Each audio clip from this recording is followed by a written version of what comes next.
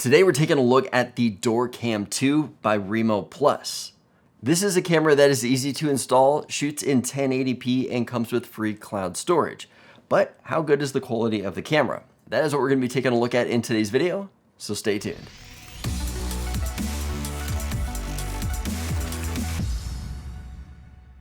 Hey everybody, welcome back to another video. My name is Steve from the YouTube channel Steve Does, and I want to thank you for joining me here at reviews.org. So we realize that there are a lot of you that are either renting a place or in a location that you can't permanently drill into the house. Or you just live at a place and you don't want to drill into the house. You want something that's easy to install and something that you don't have to worry about wiring and bolting down and all that kind of stuff.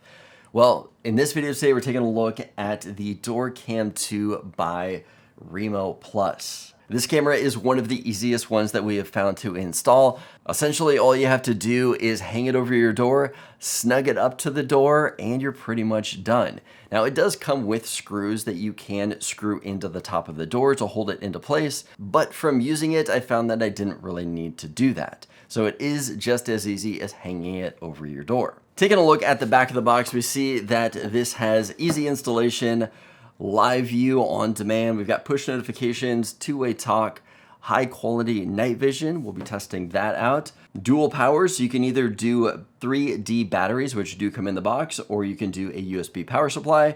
We've got free cloud storage, HD video, so that is 1080p, advanced motion sensors, customizable motion zones, multiple viewer access, so you can share this with up to 5 people, and it is also weather resistant. Okay, now that we have gone over the features of what this camera offers, let's take a look at what comes in the box. Okay, so here's everything that comes in the box. We've got our quick start guide. We've got a sticker, which I recommend that you probably don't use. You don't want people to know what specific brand you are using for a camera, just in case there is some kind of hack around it. I'd probably just get a generic sticker if you can. And then we've also got a bag of screws. We've got an Allen wrench in here.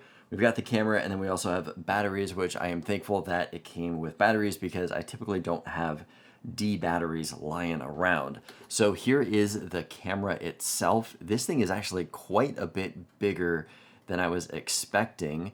But on the back here, you open it up.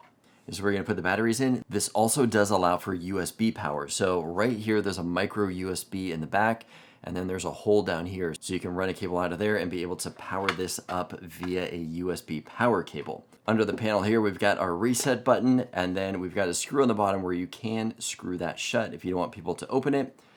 We've got our antenna here that folds out. We've got our status and Wi-Fi button. Looking underneath here, it does have padding under here, which is good, so hopefully it won't scratch up the door. We've also got adjustable rails on both sides, so that way it can fit your door better, go up snug against there. On the front here, it looks like we have a speaker. We've got our cameras with lights and all the sensors up there. Looks pretty impressive. Can't wait to start using this thing. But that looks like everything that comes in the box. Let's go ahead and get it set up. All right, setting up the camera is pretty straightforward. You're going to download the app, create an account, and then you're just going to add the device. It's pretty easy to do. You're just going to follow the on-screen instructions. I've already gone through and done those steps, and now I'm just going to show you guys the app and what's included. So if we take a look at the app right here, we see that we've got the camera up in the top under live view.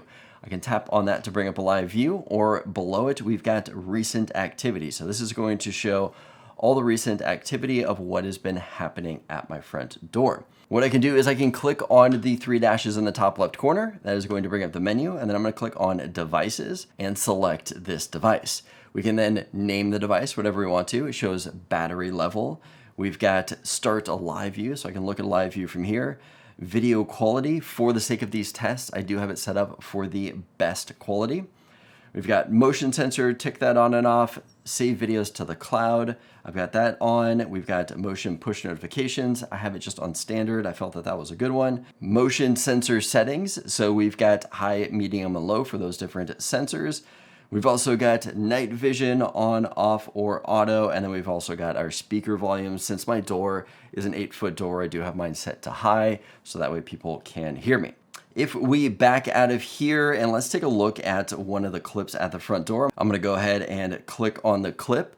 If I tap again, it's going to show that we can either download the clip, pause the clip, share the clip, or delete the clip. Okay, now that we have gone over the basics of the app, let's go ahead and take a look at some of the demo footage and see what kind of quality we're gonna get out of this camera. All right, good morning, everybody. We are taking a look at a daytime shot with the Remo Doorcam. And this is what it looks like in the morning. I've got the sun shooting on me right now. You can see that I'm pretty faded out on this side. It is so bright on here, and with it trying to pick up all the dark around it, that it is hard to pick up some detail when the sun is shining directly on me. Now that we've seen what it looks like in the daytime, let's take a look at some other shots of what this camera can do.